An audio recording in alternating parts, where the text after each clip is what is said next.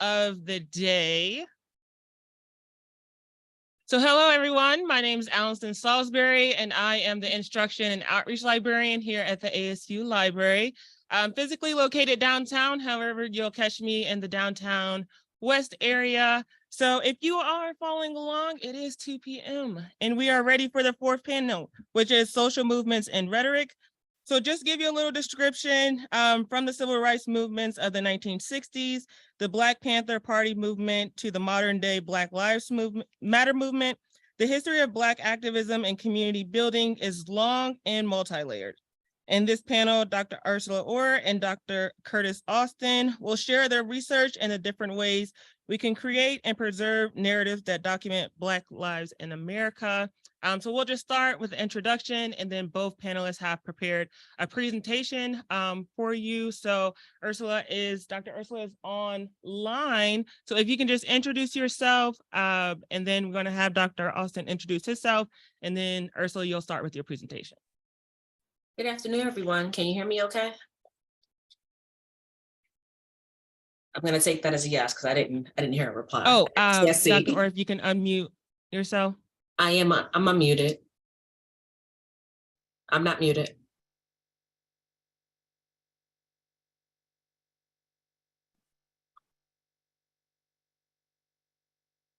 Oh, they can hear. Folks can hear me on Zoom. Perhaps you can't hear me live.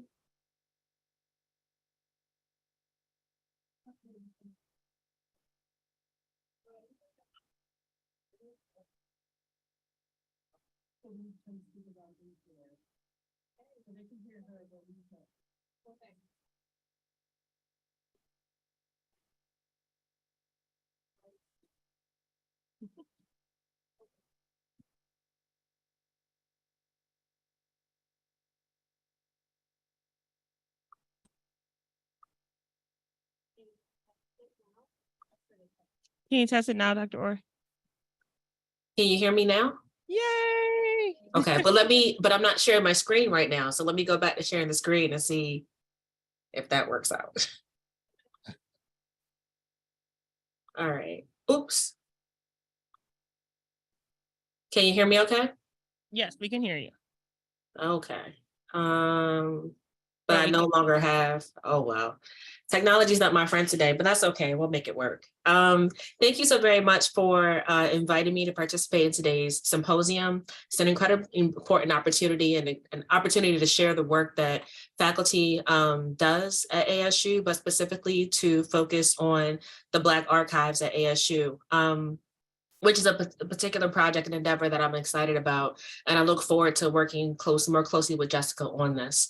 As mentioned earlier, my name is Dr. Ersula Ore. I'm an associate professor of African and African Studies here at ASU. My presentation today is documenting Black life in America. I'm gonna share a little bit about who I am, my research, my past and current research, and a current project that I've been talking to Jessica about since the creation of Black archives here at ASU. This project is called Our Academic Gardens, Black Women Navigating the Academy. So a little bit about who I am. As I said beforehand, I'm an associate professor here at ASU. I teach in African and Afro-American studies, but I'm a rhetorician by training. When I describe what a rhetorician does, specifically, instead of using jargon, I just try to explain that what we do is examine how people use language, how they use symbols to be persuasive, to make things happen in the world. And specifically what my interest is in how African Americans, Black folks in general, use symbols, language, art, movement, even silence, style, to make moves in the world, to make things happen in the world, to produce desired end effects. So my first project had to do with the correlation between lynching as a violent social and racial practice and lynching as a persuasive practice. Ultimately, in this book, Lynching, Violence, Rhetoric, and American Identity, I argue that lynching is a persuasive performance that identifies who is and who is not a member of the polity, AKA who is and who is not a member of the nation. And as a member of the nation, you are endowed with certain privileges and protections as one who is not identified as a member of the nation, you are denied those privileges and protections located outside of the covenant of civil society that's been constituted through governing documents and statutes, as well as customs and customary laws. The ultimate argument for this project, it is essentially that from the 18th century to the 21st century, lynching has been a constitutive practice of American civic identity. And I trace that from the American Revolution up to the 21st century, and ultimately identifying the correlation between anti-Black vigilante violence and anti-Black policing.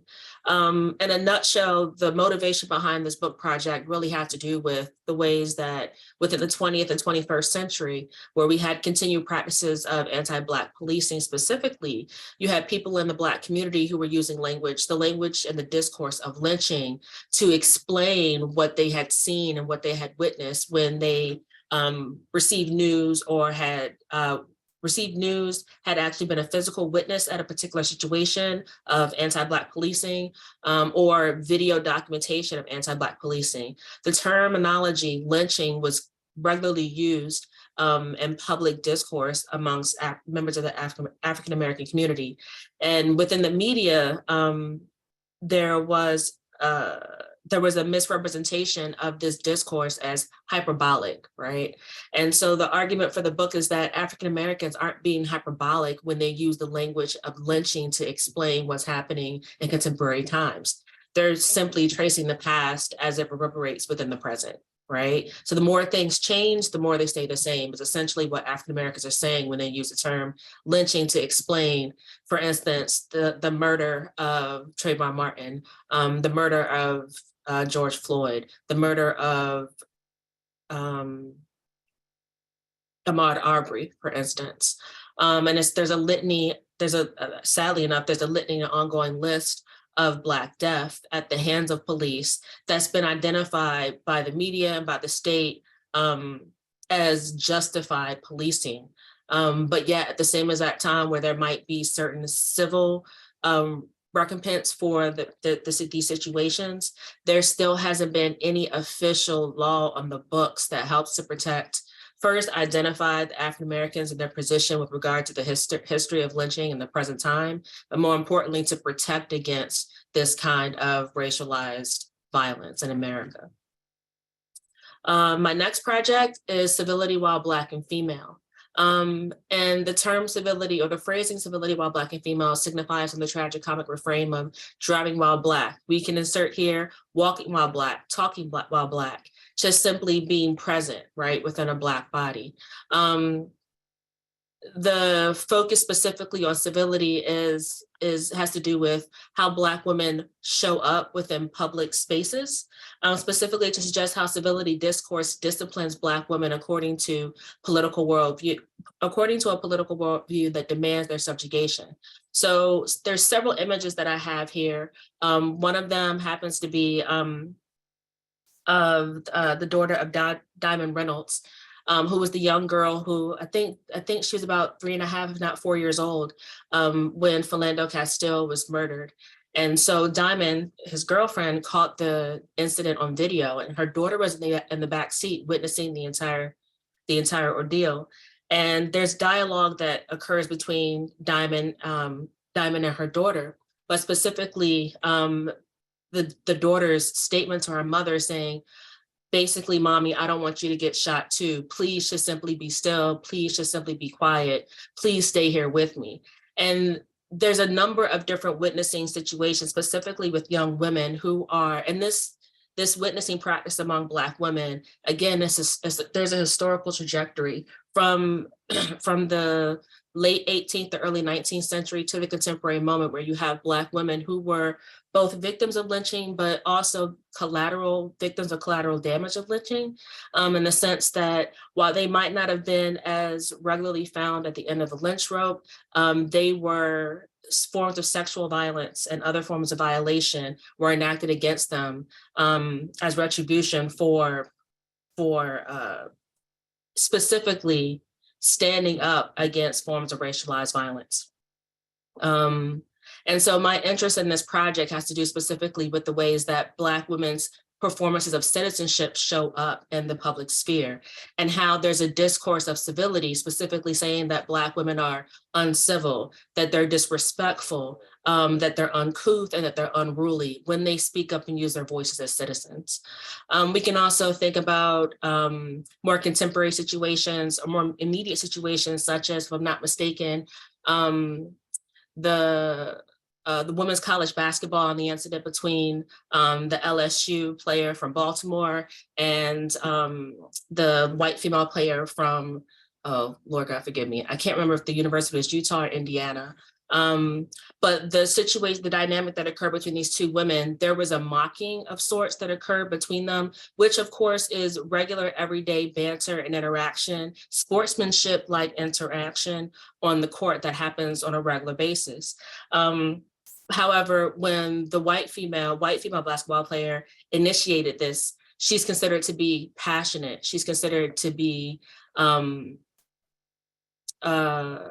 another word I should use? Passionate was the most dominant, most common term that was used to describe her behavior. She was never described as disrespectful. She was never described as rude. She was never, the term unsportsmanly or unsportsmanlady-like conduct was never used to describe her performance. However, when that same exact performance, specifically the "You Can't See Me" coming from John Cena, and we can also think about a hip hop persona connected to this as well, thinking back to Tupac. When that's enacted by a Black female basketball player, is considered to be rude, disrespectful, a form of taunting. And so there's a double standard that we see enacted on the basketball court when women in different bodies are playing.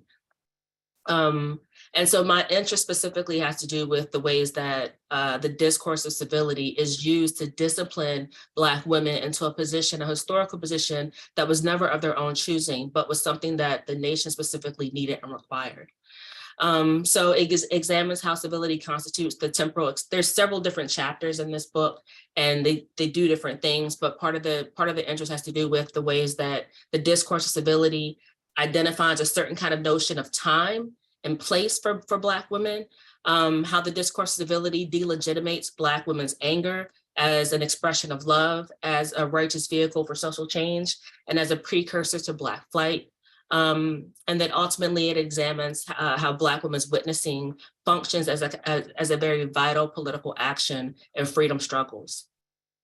That last section in particular, I'm really interested in the ways that how, even though Black women may not have historically have been front and center and movement, and this has a lot to do with the ways that social movements have been covered by the media, as well as the gender dynamics that occur within social movements. And Dr. Austin can speak more to this in detail as well. But Black women have typically been saddled to a quote unquote kind of auxiliary position, despite the fact that they have been the front runners, organizers, and foundational individuals in social movements and Black social movements. More recently, I have begun a project that looks at Black women navigating the academy. And this is 2023, so this began in 2021 when I brought Moya Bailey and Dr. Stanley James here to ASU to have a couple of conversations about what it meant to be a Black woman navigating the university. And I have reached out to Jessica Solo to see how we might be able to expand this project into a more rich oral archive project that specifically looks at Black women academics and Black women professionals.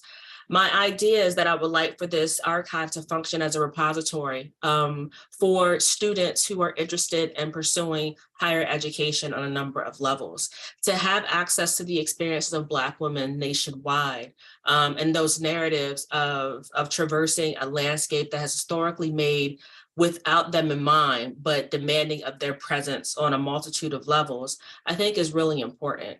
And so this is the project that I've been currently working with Jessica on and writing grants for, and looking to have additional foundation monies support to expand.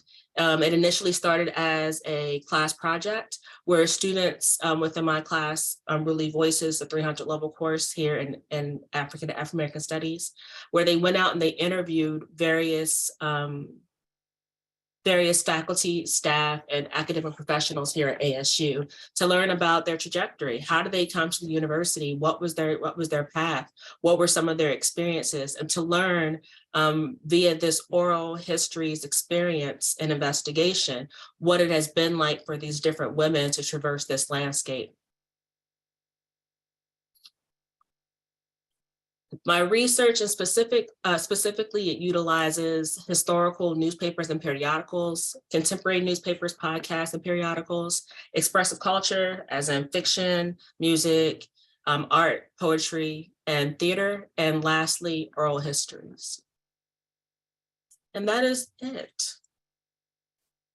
I work to be really quick and succinct, so I apologize, but I'm happy to answer any questions that might come forward. Thank you so much, Dr. Ore, for your work and all that you do. Let's give her a round of applause. So we are going to hold the questions for just a moment. We are going to hear next from Dr. Allinston, who also has prepared a presentation for us today.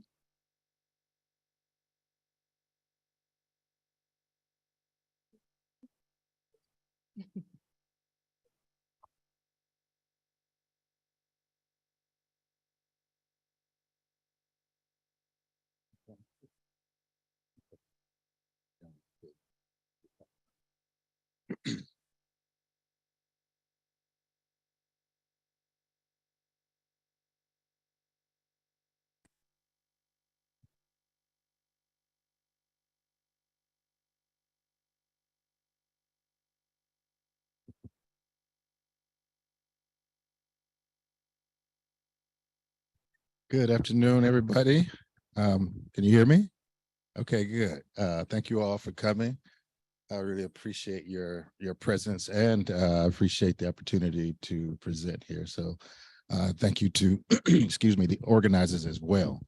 My name is Curtis Austin, and I'm an associate professor here at ASU in the African and African American Studies department, as well as in the Department of History. So I have a joint appointment in SST and in Shippers.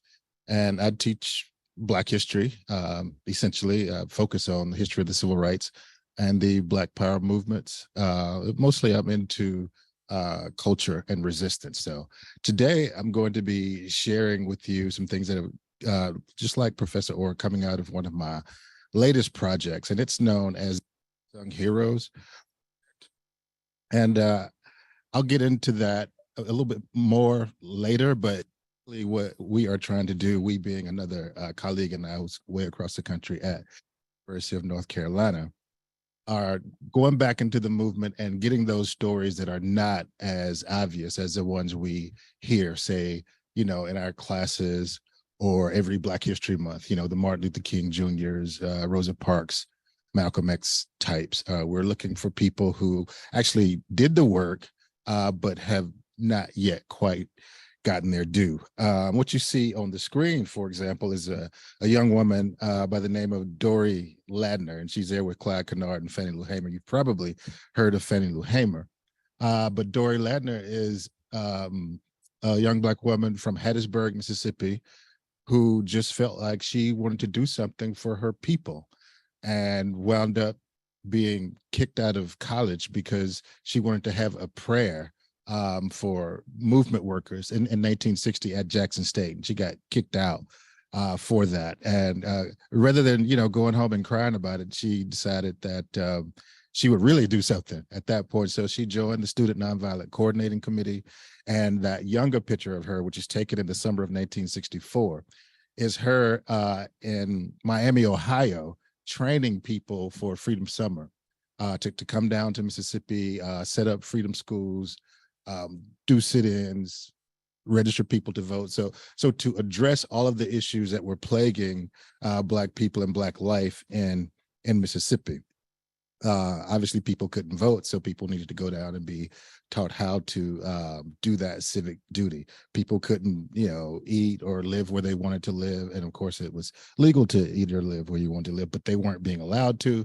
So they came up with these strategies to address those problems. And eventually we're going to see that in the movement, there are always specific strategies for specific problems. And what I really liked about Professor Ore's presentation, I mean, I liked everything, but she's talking about this use of words, right? This rhetoric. And one of the things that's come out of this Unsung Heroes project is that we like to use the term civil rights and Black power movements because, they do make sense. It did happen, but we really shy away from what's actually going on when we talk about those movements. I heard someone say earlier something about victimhood, victimization. But really what we see in these movements are a response to something. And that response and that stimuli essentially up a war. Like there's a war going on Black people. We don't like to call it that. But when you think about it, right, when people's houses are being bombed, when their churches are being bombed, when their schools are being bombed, their organizations are being bombed, they're being shot and killed and lynched and drowned and exploited. Those are acts of war, right? And nobody, think about what's going on today in Ukraine. What are we on, our fourth aid packet to Ukraine, and billions of dollars. Nobody's asked them to be nonviolent in the face of all this stuff that is happening to them, right? Yet in this country, when those exact same things happen, Black people are asked to be nonviolent, right? They're essentially asked to be non-human. It's a human reaction, right? If I put the mic down and walk out to the crowd, just pick anybody and slap them, you know what's going to happen to me, right? I'm going to get slapped back. And I ain't been in a fight since the 5th grade, so I'll probably lose.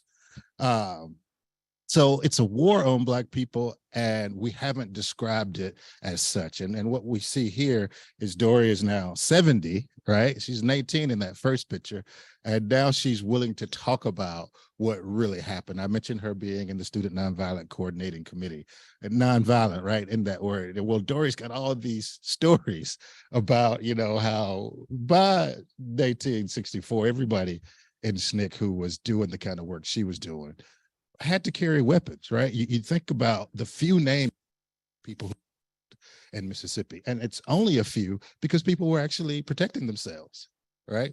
The folks who were waging war on them realized that they were just as likely to bite the dust as the people that they wanted to kill. So we know the names of Goodman, Cheney, and Schwerner, right?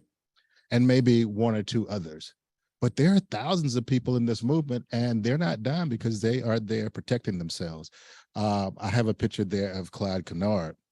Kennard was a military vet, went to World War II and Korea, came back, wanted to use his GI Bill money to go to school, but the University of Southern Mississippi, which, full disclosure, is where I got my undergraduate degree and my master's degree, decided they didn't want to let Black people in. This is 1957, several years after Brown. And he insisted, and they insisted no. So they framed him. They said he stole something. They brought him to court, tried him, convicted him, and sent him to the state prison, Parchman Penitentiary, 7 years hard labor. To teach him a lesson, they poisoned him while he was in prison. And on the 4th of July of 1963, he was dead, right? And that was Dory's mentor. He was the head of the NAACP in Hattiesburg, and Dory was in this youth group, and she didn't like what happened to her mentor, her friend. And even if it hadn't been her mentor, I suspect she wouldn't have liked it. And so she becomes radicalized, and thousands of people become radicalized in the movement in this way. And eventually we get, again, what becomes known as the Black Power movement. If you could move forward just a couple of slides. Next, please. So the Black Power movement then takes over this nomenclature. It's no longer seen as the civil rights movement. By June 1966, this guy by the name of Stokely Carmichael has made this speech in Greenwood and said, we're not taking what we've always taken, All right. We're going to fortify ourselves. We're going to identify with being Black, not with being American or anything else. We're going to identify with our own culture. We're going to become proud of ourselves. And that's what you see in the mid to late 1960s. These people, they start to wear their hair natural. They start to dress it differently. They start referring to each other as brother and sister. And they start to say, you know, we are going to defend ourselves. In the early part of the movement, Blacks were defending themselves, but they weren't talking about it. They weren't saying it, you know, they were being a lot more careful around it. Some people might consider it a lot smarter around it. But in the Black Power movement, they were becoming a lot more open. And you have to keep in mind, these are young people, mostly college students, but, you know, middle school and high school students as well that are doing this, and they're just not taking it anymore. And thousands of organizations develop out of this portion of the movement. And one of those organizations is the Black Panther Party. Next, please. And it actually starts out as a Black Panther Party for self-defense, right? Black people, like today, in 1966, were being killed ad nauseum. The party was founded in October of 1966 in Oakland. In the 10 months before the party was founded in the Bay Area, there were 10 killings of Black people, all justifiable homicides. And so we get them these days, you know, once. They actually happen 2.3 times a week. And by the way, that's the same frequency of lynchings from 1890 to 1950. So we go from the Klan doing that business to the police doing that business. It's no different except the name, right? Well, in the Bay Area, that had happened 10 times that year. And so the party comes up and says, hey, you know, we have to do something to protect ourselves, to protect our communities. Next, please. And these two college students, Huey Newton and Bobby Seale, form this organization, and they say, we're going to provide our community with what it needs. Next, please. And how do they know what the community needed? They went around and asked them. And after they did about interview the community, this is what they came up with. You know, they wanted jobs, they wanted self-determination, they wanted juries of their peers. If you know the whole thing with way down the list, it's 10 points, it's 2/3 of the way down. They wanted an immediate end to police brutality. You know, these are not revolutionary things. But what we see happening is, next slide, please, is when the police see these Black men and women come together, they take it as a threat. And when I say police, I mean city, county, state, and federal. Like there's no difference between them, right? The money that they're spending is coming out of the same pot. Next, please. So what we begin to see is they organize these programs to deal with what's happening in their communities. There is extreme poverty. And one of their friends, one of the people who joined the party, Richard Aoki, is at Berkeley, and he's taking a sociology class, and they discover in sociology class that people learn better when they're not hungry. And so they decided, well, our people are hungry all the time. That might explain a lot. And they created a free breakfast program. You know, they decided they were going to get up and feed the children. And that's what they did. Next, please. And they do this all over the country. And what does the FBI do? The FBI breaks into the churches where these free breakfast programs are taking place and ransacks the place. Quite often they burn the cereal. They burn whatever records there are. They do everything they can to keep the community from itself, to keep the Black Panther Party from serving itself. Next slide, please. And the next one. And they create free health clinics. Black people were dying from all kinds of diseases that they didn't need to be dying from. And so they went to the law schools wherever they were. If they were in New York, to NYU or Columbia, or if they were in Oakland, they'd go to Berkeley. I said law school, I meant med schools, and ask, you know, med students and doctors teaching these students to come and volunteer and teach us how to serve our communities. And that's what these doctors did. So it's not like perhaps what you've heard where the Panthers are these anti-white, the racist people who want to kill all the white people. Actually, most of the programs they implement don't work without white people. right? Black people are supporting these programs with their time and their effort and their money, but so are white people, white students, wealthy white people, lower class white people, middle class white people. This organization actually tries to fight racism with solidarity, and the FBI and the state and local police don't like that. And so they decide they're going to destroy the party. And they do this through an organization they call the Counterintelligence Program. The FBI creates the Counterintelligence Program. Next, please. And the one after that too. And what the Counterintelligence Program is an effort to keep Black people from coming together and solving their problems. And you can see there's about 30 things they want to do. I mean, I was given just a few minutes, so I couldn't give you all 30 of them.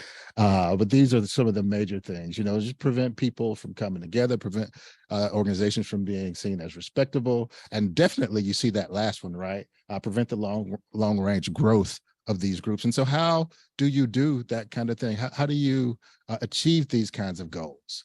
Well, one thing you do is you go to Congress and you get on TV, if you, the FBI director, J. Edgar Hoover, and you call the Black Panther Party the greatest threat to the internal security of the United States. And what that says to sheriff deputies and police officers and state troopers across the country is you can kill them on sight. That's what that says. Now, next slide, please. And that's what they started doing. They started killing members of the Black Panther Party on sight. Next slide. This guy, Apprentice Bunchy Carter, started the chapter in Los Angeles. He was a student at UCLA. He's at a meeting at UCLA with another Black Panther, John Huggins, and FBI sends people in to kill them. He's killed on January 17th, 1969 on the campus of UCLA. So the head of the party is gone. Next slide, please. You probably saw that movie, Judas and the Black Messiah, a couple of years ago with Fred Hampton. Fred Hampton is the leader of the Chicago chapter, the Illinois state chapter, and he's just giving speeches, right? He's pulling Black people together with brown people, with red people, with yellow people, with Asian people, with poor people, poor white people. He's just giving speeches, but he's so powerful that the FBI decides that's bad news for the status quo. And so what does the FBI do? Next, please. They send somebody to his apartment at 4 o'clock in the morning on December 4th, 1969, and they kill him. Like, they don't even deny it. A few years later, they go to court and they get found guilty, and the family gets, $2 million. So this is the reaction. When I tell you it's a war, then I'm not using hyperbole. I'm not trying to exaggerate. I'm telling you that there are things happening in the Black community directed by the federal government, not by the Klan, the little poor white people that we all think it's a problem, or the folks that follow you around in the store when you're shopping. Not those people. The people that you send to Congress, the people who takes your tax dollars, and I took mine back. Those people are sending folks out to kill folks who are trying to just live, right? To just live. And so ultimately what's happening is they drive people underground. They drive members of the party underground because they don't want to end up like Bunchy Carter and Fred Hampton. And, they have to defend themselves. They have to protect their communities. They have to hire lawyers. These breakfast programs still need food. These free medical clinics still need medicine. People still have to live. And so how do they get their money? Next, please. They decide that they're going to start robbing banks because that's where the money is, right? That's just probably where your money is. It's probably in a bank somewhere. So they go in and they don't call it robbery, of course. They call it expropriation. And they get it and go do whatever it is they decide they need to do. You've probably heard of Assata Shakur. She's one of the members of these people who goes underground. They start their own organization called the Black Liberation Army. So this is beyond the Black Panther Party. And at some point, Assata Shakur is captured and taken to prison, and has all kinds of crazy stuff done to her. So some friends of hers break her out of prison and find her safety. And today, that was in 1979, I believe. And she's in Cuba now, or at least she was in Cuba until a few years ago. We won't talk about where she is today. But I mean, it just shows you that if you try hard, you can succeed, right? Next, please. And what they're doing is hooking up with other people. I mentioned fighting racism with solidarity. There's another organization called the Weather Underground, a group of white people, really wealthy white people who are going around the country bombing buildings. The police station catch on fire in Minnesota after the George Floyd. These white people are doing the same thing, except it's thousands of times, not just once, right? The Black Liberation Army hooks up with these people, and they are trying to balance this war out, next, if you will. And part of that balance is taking the offensive. Next. This is one of the guys and another part of these people who are in the Black Liberation Army. And in addition to robbing banks, they say, hey, if you're going to kill people like Trayvon Martin or Mike Brown or Rekia Boyd or Breonna Taylor or Sandra Bland, and I know these are current names, but the names at the end of the day don't matter, right? They matter to those families. They matter in one way or another, but we're talking about thousands upon thousands upon thousands of people who are being killed to maintain the status quo. As I said, they're 2.3 a week, right? So tomorrow, we're going to be at the next 2.3, and you haven't heard about those. You've heard of Tyree Nichols. You've heard of the young guy who did not die after being shot last week, but you haven't heard of that same 2.3 that goes on 52 weeks out of the year. And I'm not trying to be disrespectful. That's what I mean by they don't matter, right? We don't call all the names all the time because it's almost impossible. And so they decide, and I'm just going to take just a little bit of liberty, 2 more minutes, if you don't mind. Okay, they decide that, okay, we're going to see how you like that, right? And they start attacking police stations. Next slide, please. They choose a police station in San Francisco, Ingleside Police Station. They bomb Bank of America. And of course, what's going to happen when you bomb a bank? Everybody in law enforcement is going to go check it out. And that's what happens. People leave the Ingleside Police Station, go check out this Bank of America, which is a couple miles away. And when they leave, this group of people go into the bank, into the police station, and they shoot it up. And they wind up killing a police officer, Sergeant John Young. And, you know, it's a horrible thing when you hear that, right? Right? Think about how you feel when I said that. Just take a few seconds. Think about how you feel when I said that. And then think about how you felt when I talk about all of these other Black people that have been dying, right? You didn't really feel the same, whether you're Black or white, male or female, rich or poor. You felt some kind of way when I told you they went in there and killed that police officer, didn't?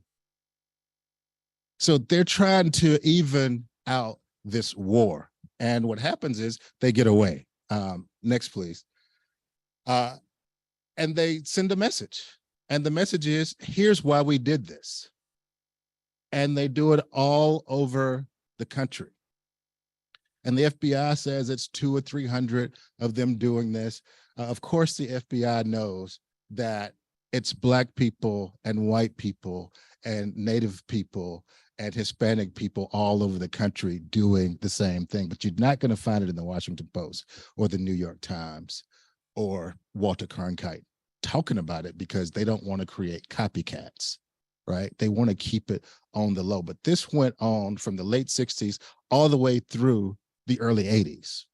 It's not something you're going to learn in high school, right? This war is exactly what I'm trying to tell you. It's a war. Next slide, please. And so they have to start, you know, getting their own guards, these police stations. Next slide, please.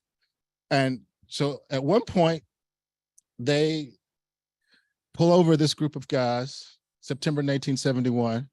And of course, they don't want to be caught. Professor Ore mentioned Tupac earlier. You've probably heard of his song, Ride or Die. Well, that mentality came from Tupac's mother, Afeni Shakur, who's also a member of this organization. And their position was, we're going to do what we're going to do. We're going to serve our communities. We're going to defend our communities. We're going to feed our communities. We're going to provide health care and legal services for our communities. If anybody tries to stop us, we're going to defend ourselves. And that was called, they call that ride or die. When we go out, we got to be serious about this. Well, the LAPD pulled this car over and the people didn't want to be arrested. And so there was a shootout.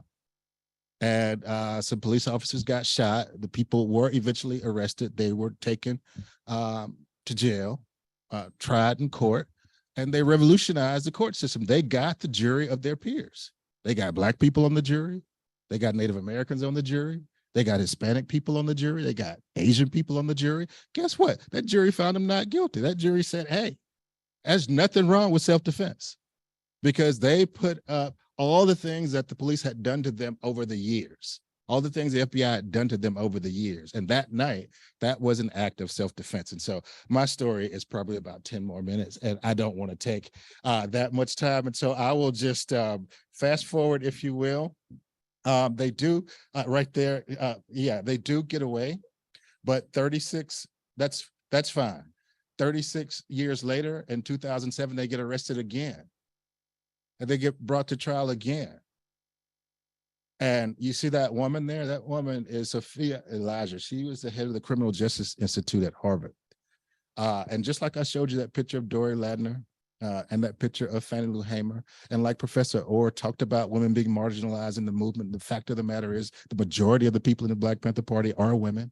The majority of the people in SNCC are women. The majority of the people in the civil rights movement in general were.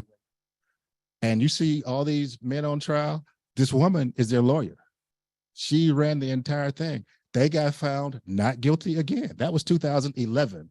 And so they did that by organizing white people, Native people, Hispanic people, Black people, poor people. They had folks like Desmond Tutu, folks from Hollywood, folks from the music industry, Beyonce supported them. And when the community came out to support them and learn their history, they noted, yeah, there is nothing wrong with defending yourself. Black lives actually do matter.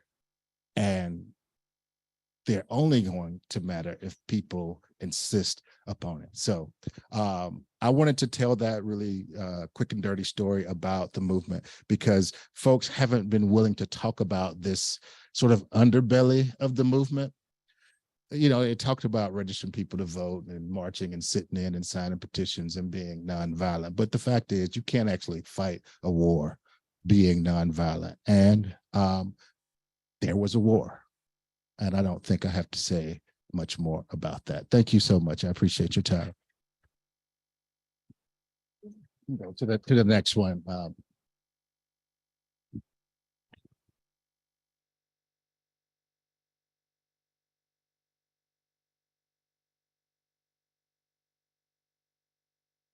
There's one online question, I think, for Dr. Curtis, Dr. Austin. Can you comment on the recent indictments of leaders in the African People's Socialist Party in St. Louis? No. Okay. I don't know. There's a link to an article. The headline says USA African American nationalists accused of acting for Russia. You don't want to touch that?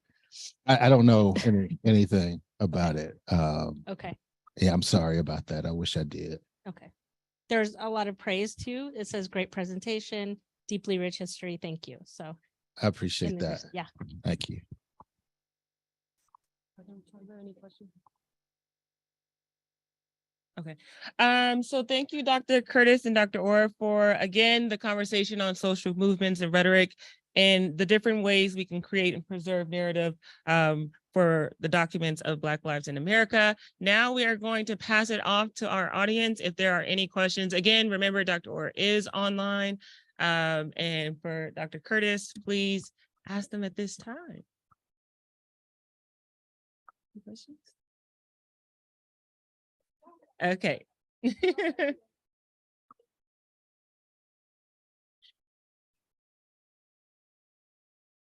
Thank you both so much. And as well too, Dr. Or Thank you all so much just for Yeah, no, you all are the epitome of like history living and breathing in our current times. I really appreciate that. Has any of your studies also too included just like how Black liberation movement and political organizing looked like for Black communities in Arizona? Professor Orr? No, I haven't specifically looked at Arizona as a location. Most of my work, while it's national, most of it is kind of isolated to the East Coast, more so the Southeast and the Mid-Atlantic region. But no, and I know there's a rich history in Arizona, particularly with regard to migration and political activism, but no. Not current. I've talked with one or two of the members of the Black Lives Matter chapter in Phoenix. Been on panels with them and whatnot. But historically, yes, I wrote a book on the history of the Black Panther Party, and there was a chapter here. In fact, the last free health clinic that the Black Panther Party had was open here in Phoenix until the 1980s. And you might not recall because I went through it so fast, but there was a picture of this white woman right beside that picture of the Weather Underground. That was Marilyn Buck.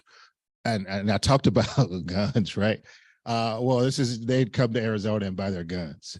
And Marilyn Buck actually was sent to prison for using a false ID in Arizona. She bought a lot of guns. I guess she eventually bought one too many, but wound up, going to jail for a long time for her connection to Arizona. So historically, there's some, but I don't know exactly what's happening on the ground today. Hi, this is Todd Bailey again. I'm asking you both. So as we see in different communities, we have different obstacles and different ways of doing things. So I'm just wondering your opinion on what we saw with the Tennessee 3, for example, in Tennessee, exercising their right to protest, and then having the powers that be literally try to oust them right before America and everyone else. Like, how do you fight that? How do you keep a spotlight on these systems that are not functioning the way they're supposed to on paper, in real life? Like, that wouldn't have happened it didn't happen to the white lady, right? The guys, these gentlemen got ousted, but it was great to see the young people turn it around, for example. Just want to see your opinion on that. Professor Orr? When that incident occurred, I was reminded of a similar incident in the South in the late 18th, the early 19th century, shortly after Reconstruction, when all of the Black legislators in the House of Representatives were ousted following Reconstruction. They were ultimately reinstated, not through grassroots action as we saw in Tennessee, but by the implementation of federal officials that wouldn't ratify the revised Georgia Constitution until after they had been readmitted. And so when I saw that incident, I immediately was thrown back to that moment and during Reconstruction. And again, thinking about how more things change, the more they stay the same. It's the same kind of logic, this racialized logic that legitimates the exclusion of African Americans, their understandings of how the world works. Specifically, the phrase that I always use is America's ways, right? The way that America works and is expressed in the lives of people of color, specifically African Americans, is different from that of those with white racial standing. There is privilege and white racial standing. And that privilege and white racial standing is associated and connected to the same privilege that individuals wearing a badge, regardless of their color, regardless of their gender, also operate and are secured and protected under. I thought it was a tremendous, first I give accolades to the two gentlemen for standing their ground, no pun intended, with regard to arguing for their positions, making it simple and plain and using very simple and very plain language to articulate and explain the double standard that's been utilized against them. Specifically with the ways in which they've been spoken to, the ways they've been treated, and of course, with regard to the third individual who also protested alongside them, a white woman, how she was excluded, right, from the repercussion of actions. And the question being, what was so different from how she performed, right, her public duty as a representative of the state compared to her two counterparts? There is no difference other than race, which was the argument she herself made as well in defense of her colleagues. Those are some of the first thoughts off the top of my head. Thank you for the question as well. Dr. Austin? Yeah, I thought that was excellent. Don't know that I could do any better. So if I could just add something that's not associated with your question, but has something to do with Tennessee. So Martin Luther King assassinated in Tennessee, April 4th, 1968. And every year we hear that last speech, right? He doesn't care about longevity and all this other stuff. I just want to, what we've heard it, right? We could say it by heart if we tried hard enough. And of course, I have a dream. Well, he's killed there in Memphis. But what we don't talk about, and we've known for a long time, and when I say we, I mean scholars and historians, what was King doing the night after he made that speech? He was a late night person. He didn't need very much sleep. He and Malcolm, about 3 hours of sleep a night. King was meeting with members of the Black Panther Party that night. And we know that because we have King's FBI files. And we know that the Black Panther Party and Martin Luther King's Poor People's Campaign and the SCLC was about to meld. Just like we know by looking at Malcolm X's diary that the next week after Malcolm was killed, he and King were set to meet to merge their, efforts. So you have to ask yourself, why don't you know that thing about Memphis? You know who they say shot him. You know that he was at the Lorraine Motel, but nobody ever asked, why is he in the Lorraine? He had been in the Holiday Inn that whole week, right? Somebody encouraged him to leave the Holiday Inn to go to the Black Hotel. What's it gonna look like, Mark? Actually, they called him Michael. He was born Michael King, not Martin. What's it gonna look like, Mike? Close friend of his. I'm not gonna call his name. They moved to the Lorraine and boom, there it is. And so I just want to add that little piece about Tennessee, but I couldn't do any better than Professor Ore on your question. So I appreciate it, Todd.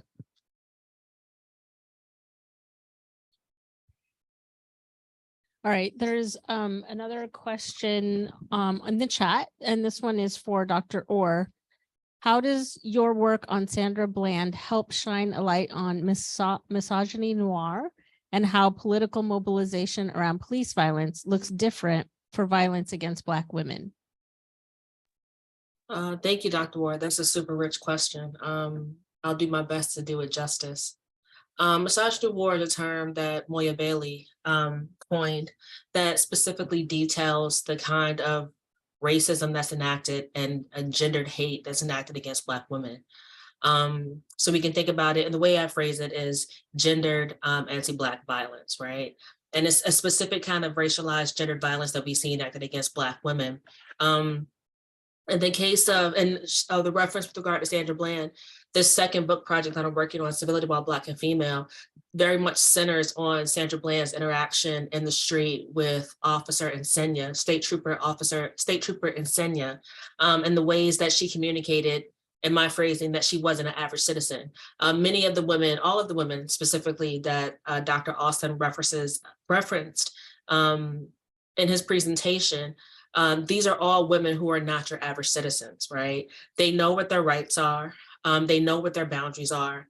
And they're able to utilize their understanding and knowledge of the law to defend themselves to the frustration of police and governing officials, because the ideal citizen is an ignorant citizen, right? And so these women in particular, they belay the notion that Black folks are stupid, that Black folks are ignorant, that Black women, more so than Black men, are doubly ignorant in the fact that they utilize their understanding and knowledge of the law in their own defense, right? Which again, this is not how it was meant to be used, because these individuals are located outside of the social contract that identifies white property men as citizens and all others, particularly Black women, as property. To her question about how does with relations to political mobilization, we see greater attention given to the death and the murder of Black men than we do Black women and non-gender conforming individuals as well. And therein lies another double standard about the question with regard to whose lives matter, right? And what voices are heard and what names should be recalled. Hence the reason why you have the African American Policy Forum led by Kimberly Crenshaw, among others, including Andrea Ritchie and some other folks in particular, who started a campaign, Say Her Name, right? And if I'm not mistaken, someone please correct me if I'm wrong on this, but the campaign initiated out of the silencing around Breonna Taylor's murder by police, alongside the murders of Ahmaud Arbery, as well as George Floyd. And now that I think about it, I think I also exercised a level of erasure in my own presentation as a result of not identifying that. While I did identify Arbery and Floyd. But during that 2020, 2021 summer, right? And we've had some very bloody summers. Since 2012, we've had some very bloody summers. But COVID did something to the nation, it did something to the world. And as a result of being closed in our houses, and for those of us who were safe enough to shelter at home, because at home, again, is not always a safe space for everyone. But for those of us who were privileged enough to shelter at home in safety, we watched, commercial after commercial, newsreel after newsreel about, the death of Black citizens at the hands of police time and time again.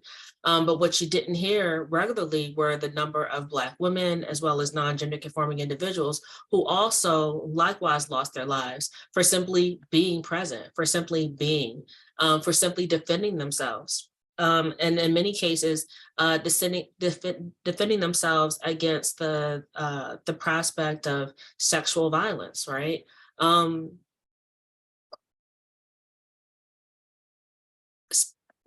Specifically, what we have historically is an erasure of Black women, of the violence enacted against Black women by the state. And so with regard to my project on civility while Black and female, I'm hoping to bring that to light to a certain degree. Again, it doesn't focus specifically or solely on Sandra Bland, but it traverses a landscape that centers on Black women's performances of citizenship, specifically how they show up in public and how that's delegitimized, which extends to the historical erasure that we've suffered at the hands of the state and at the hands of the media. This also goes back to Dr. Austin's presentation, where he communicated, while Black women weren't at the forefront in the sense of the media, because, you need a charismatic speaker. The notion of a charismatic speaker was historically in a male body. When you're dealing with Black social movements, that's a Black male body. So that's why you hear King, that's why you hear Malcolm, right? That's why you hear Stokely. But all the women who put these men in their place, all the women who supported these men, all the women who helped these men, who helped assisted them with regard to writing their speeches, editing their speeches, organizing on their behalf, doing the nitty-gritty work, right? The foundational work. When we think about the work of women, we think about the work of the home. Consider that notion of the work of the home, right? Which is incredibly laborious work. That same level of work, that same level of integrity, that same attention to detail and organizing, all of that was brought to bear in the support of social movements and ultimately in the support of these charismatic Black male leaders. My hope is that this project kind of sheds light on that larger history and the presence of Black women in both social movement activism, as well as in the sense of just simply everyday actions of showing up and defending oneself and one's honor. Thank you so much, Dr. Ore and Dr. Austin. Again, in your pamphlets is some more information about Dr. Ersula Ore and Dr. Curtis Austin. Please reach out to them to continue the conversation. We went over a little bit, but that is okay. Thank you again for being here Thank you. today. Appreciate it. Thank you, everyone. Thank you.